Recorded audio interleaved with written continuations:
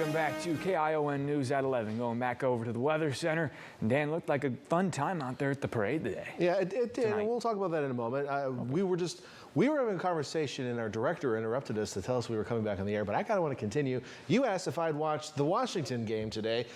Now I got to know what happened. It was a wild one. I mean, Jaden Daniels went off. They got a big win, 21 points, I think, in the first quarter. It's just unbelievable. I'll have to take a look at the highlights of that. Okay, yes, it was a big day of football. Obviously, we're going to hear more about the 49ers and Bills in a little while. I mean, from the meteorological perspective, absolute fascinating game with all the snow. Very true. I love those types of games. Didn't work out for some folks. Max is going to cover that later. Let's talk about the parade and look at this giant map of weather numbers and letters and all sorts of things. But yeah, it was a beautiful night in Salinas for the Holiday Lights Parade. And, it could have been raining, right? We did actually get some rain earlier in the day in some areas.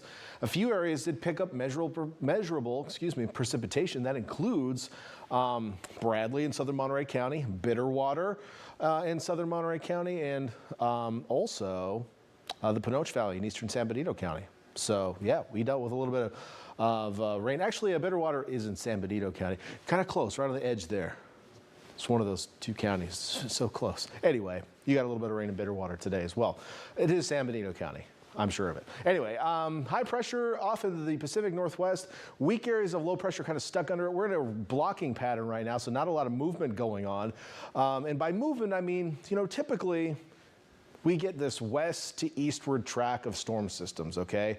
And especially during the winter season, it's common to see a weather system pass by every couple of days. But when we start getting these blocking patterns in, things slow down, they get pushed elsewhere. So for example, the jet stream all the way up into British Columbia. So any weather system, and there are some coming across the Pacific, just kind of meet a wall and have to climb up all the way over this wall just to get anywhere. And that means warm weather across the west coast and dry conditions. Now, the only exception to that dryness was this low that did pump up a little bit of moisture into the flow over the last couple of days. We saw some high clouds associated with that and even some light showers overnight tonight. And the last shower actually popped up near Piscinas at around 8 o'clock tonight. It's still technically possible that there still might be a sprinkle, and the low is not really a low so much anymore as it's just kind of a little short wave that's passing along this, but ultimately the overall pattern is going to kind of stay the same. So ridge is going to be stuck on the west coast with a weak trough kind of stuck below it or south of it through much of next week really, or this coming week. So expect no major changes in the weather.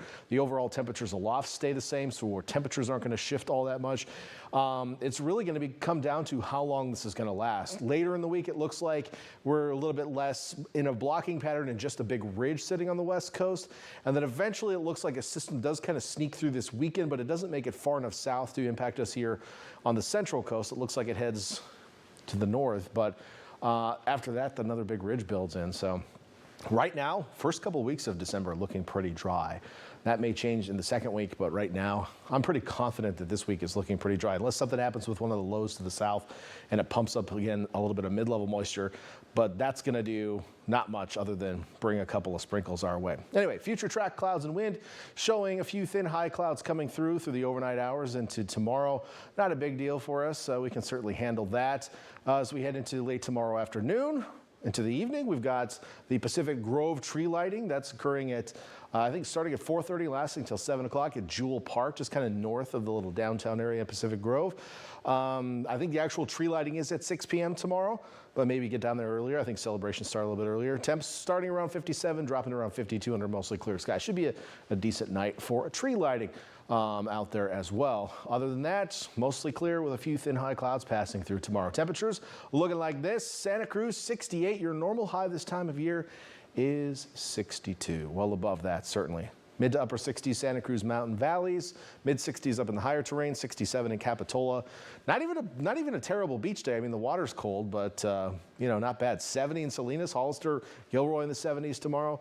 Mid to upper 60s east shore of the bay. We'll be a little bit cooler on the coast tomorrow. There'll be a little bit more of an onshore flow, but winds will still pretty much be light. On the peninsula, low to mid 60s expected. Warm for this time of year. The high normally in Monterey is 60 degrees this time of year. And then down south, we do have some 70s. In fact, even finding some mid 70s in the southern Salinas Valley. Where do we go from here? Well, not far.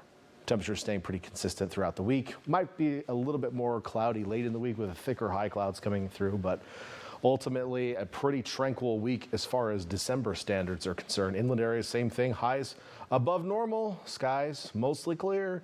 Time to get out there and enjoy it. We're back after this.